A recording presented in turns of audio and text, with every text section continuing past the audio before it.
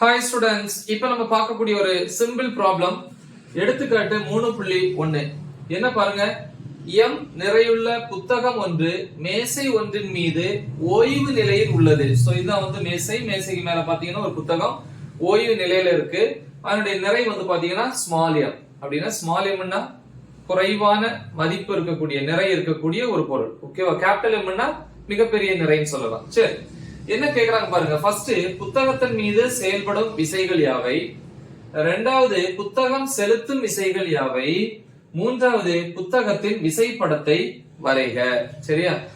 படிச்சிருப்போம் விசைப்படம், தனித்த பொருளின் விசைப்படம். சோ இது எதுக்காக? நியூட்டனுடைய விதிகளை பயன்படுத்தி ஒரு பொருளினுடைய இயக்கத்தை, அதனுடைய நிலைய தெரிஞ்சுக்கிறதுக்காக வரையக்கூடிய அந்த படம் தான் அது தனித்த பொருளின் விசைப்படம். சோ அந்த விசைப்படம் கேக்குறாங்க. சோ இந்த மூணுமே கேக்குறாங்க. ரொம்ப சிம்பிள். சோ இந்த டாபிக் ஆல்ரெடி நான் வந்து எக்ஸ்பிளைன் பண்ணியிருக்கிறேன். இருந்தாலும் இந்த டயக்ராம் ஃபர்ஸ்ட் நம்ம வந்து பிளாட் பண்ணா நமக்கு இன்னும் ஈஸியா இருக்கும். சரியா? என்ன சொல்லியிருக்கோம் அப்படின்னா, எவ்வளவு பெரிய பொருளாக இருந்தாலும் அந்த பொருளை எப்படி எடுத்துக்கணும்? ஒரு புள்ளியாக கருத வேண்டும். அப்ப ஒரு புள்ளியாக வந்து நான் எடுத்துட்டேன். இதுதான் அந்த புத்தகம். இந்த புத்தகத்தினுடைய நிறை வந்து ஸ்மால் எம். ஓகேவா? சரி, அடுத்து ரெண்டாவது பாயிண்ட் என்ன? அந்த பொருளின் மீது செயல்படும் விசைகள் என்னலாம்? ஒண்ணு, இந்த பொருள் எப்படி இருக்குன்னா கண்டிப்பா கீழ் நோக்கி ஒரு விசை இருக்கும். அதுக்கு பேரு தான் FG, ஈர்ப்பியல் விசை, கிராவிடேஷனல் ஃபோர்ஸ், NGன்னு சொல்லுவோம். அதே நேரத்துல கீழ் நோக்கி இழுக்கிற நேரம் அது கீழே தானே வந்திருக்கணும். ஆனா அந்த டேபிள், இந்த மேசை வந்து கீழே விடாது. இது என்ன பண்ணோம்? மேல் நோக்கி தாங்கி பிடிக்குது. அப்படின்னா மேல் நோக்கி ஒரு விசையை வந்து இந்த மேசை வந்து கொடுக்குது. கரெக்டா? இந்த ரெண்டு விசைகளும் பாருங்க, ஒண்ணு மேல் நோக்கி கொடுக்குது.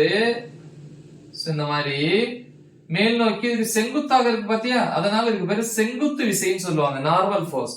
இந்த ரெண்டு சமமா இருந்தா மட்டும்தான் இந்த பொருள் ஓய்வு நிலையில இருக்கும். சமம் இல்லை அப்படின்னா கண்டிப்பா அது ஓய்வுல இருக்காது இல்லையா? அதனால இந்த வெக்டர், இந்த நீளம் இருக்கு பாத்தீங்களா, இந்த லென்த்தும் சமமா இருக்கணும். சோ அந்த நீங்க டயக்ராம் பார்த்தாலே தெரியும். ஓகேவா? சரி, அப்ப பொருளின் மேல செயல்படக்கூடியது ரெண்டு விசை. ஒண்ணு வந்து கீழ் நோக்கிய ஈர்ப்பியல் விசை, அது FG ஈக்குவல் டு mg. இன்னொன்னு மேல் நோக்கிய செங்குத்து விசை, இதே நீளம் இருக்கணும். சோ நீங்க அழகா ஸ்கேல் வச்சு வரைஞ்சிருங்க. அது நீளம் இருக்கான்னு பாத்துக்கோங்க. சோ நீங்க அழகா வரைஞ்சுக்கலாம், ஸ்கேல் யூஸ் பண்ணிக்கோங்க. சரி, சோ இது நார்மல் ஃபோர்ஸ். கரெக்டா? எஸ். சோ இதுதான் மூணாவது கேள்வி, புத்தகத்தில் விசைப்படம். சரியா எழுதிட்டார் ஆன்சர். ஆனா பொருள் உருவாக்கக்கூடிய விசைகளை வந்து நம்ம என்ன பண்ணக்கூடாது? விசைப்படத்துல வரையக்கூடாது. சரியா? ஆனா கேட்டிருக்காங்க. சரி, எனிவே அப்ப இங்க ஃபர்ஸ்ட் தீர்வுல முதல் கேள்விக்கு பதில் புத்தகத்தின் மீது செயல்படும் விசை. இதெல்லாம் ரெண்டு விசை இல்லையா? புத்தகத்துக்கு மேல செயல்படக்கூடியது ஒண்ணு, ஏன் போட்டுக்கிறேன், எது என்னது? கீழ் நோக்கிய என்ன விசை? ஈர்ப்பியல் விசை. ஈர்ப்பியல் விசை என்னது? FG is equal to mg. அடுத்து இந்த மேஜையால அதுக்கு கிடைக்கக்கூடிய மேல் நோக்கிய செங்குத்து விசை B, மேல் நோக்கிய செங்குத்து விசை, நார்மல் ஃபோர்ஸ் அப்படின்னு சொல்லலாம். கரெக்டா? அடுத்த ரெண்டாவது கேள்வி வந்து பாத்தீங்கன்னா, புத்தகம் செலுத்தும் விசைகள். அது வந்து நம்ம அந்த விசைப்படத்துல வரைய மாட்டோம். ஏன்னா அந்த விதிப்படி அந்த விசையை நம்ம எடுத்துக்க கூடாது. பட் ஆனா இந்த இடத்துல கேட்டிருக்காங்க புத்தகம் செலுத்தும் விசை. இப்ப புத்தகம் வந்து இப்ப எர்த் சர்ஃபேஸ்ல இருக்குன்னு வச்சுக்கோமே. ஆக்சுவலா வந்து நல்லா பாத்துக்கணும், இந்த புத்தகம் வந்து மேசை மேலதான் உட்கார்ந்துருக்கு. கரெக்டா? எஸ். ஆனா ஈர்ப்பியல் விசை என்ன பண்ணுது? கீழ் நோக்கி இருக்குது. ஆனா இந்த புத்தகம் கீழ் நோக்கி வரல, மேல் நோக்கி. இப்ப எக்ஸாம்பிள் வந்து பாத்தீங்கன்னா உங்களுக்கு தெரியும், ஒரு சீனி இந்த மாதிரி தட்டு, அதுல ஒரு கயிறு, இதுல ஒரு பால் வந்து பால் ஏதோ ஒரு ஆப்ஜெக்ட் வந்து அட்டாச் பண்ணிருக்கீங்க. இது கண்டிப்பா கீழ் நோக்கி ஈர்ப்பியல் விசையை உணரும். அதே நேரம் இது மேல் நோக்கி இழுக்கப்படும். அப்ப மேல் நோக்கி ஒரு விசை, அந்த டென்ஷன் அல்லது இழு விசைன்னு சொல்லுவாங்க. பாத்தீங்களா? அப்ப புவியினுடைய ஈர்ப்பியல் விசைக்கு எதிரான திசையில அந்த பொருள் வந்து ஒரு விசையை உருவாக்குது. கரெக்டா? எழுதலாம். அப்ப ஃபர்ஸ்ட் பாயிண்ட், புவியின் ஈர்ப்பியல் விசை FG இல்லையா, ஈக்கு எதிர் திசையில் விசை.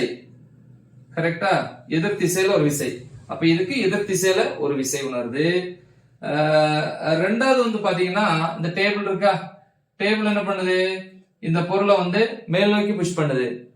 அதே நேரம் இந்த புக் என்ன பண்ணுது, மேல் நோக்கி தள்ளக்கூடிய விசைக்கு எதிர் திசையில கீழே அந்த டேபிள அந்த மேசையை வந்து அமுக்குது. கரெக்டா? அப்படின்னா மேல் நோக்கிய செங்குத்து விசைக்கு எதிர் திசையில ஒரு பொருள் விசையை உருவாக்குது. கரெக்டா? அப்ப மேசையால் மேல் நோக்கி கொடுக்கப்பட்ட இல்லையா, மேல் நோக்கி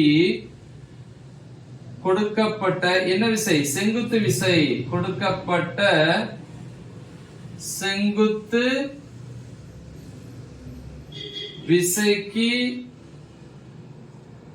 எதிராக கீழ் நோக்கிய விசை, கீழ் அப்படியே அமுக்குது. கரெக்டா? எதிராக கீழ் நோக்கிய விசை. அவ்வளவுதான். மூணாவது வந்து விசைப்படம், இதை இங்க வரைஞ்சிட்டோம். ஆனா விசைப்படத்துல இந்த ரெண்டாவது பார்ட் பொருளினால உருவாக்கக்கூடிய விசையை வந்து நம்ம எடுத்துக்க கூடாது. அதுதான் வந்து விதிமுறை. சரியா? ஓகே. சோ ரொம்ப சிம்பிளான ஒரு கணக்கு தான். சோ நல்லா தெளிவா பாருங்க. உங்க ஃப்ரெண்ட்ஸுக்கு இதை மறக்காம ஷேர் பண்ணுங்க. All the best. தேங்க்யூ.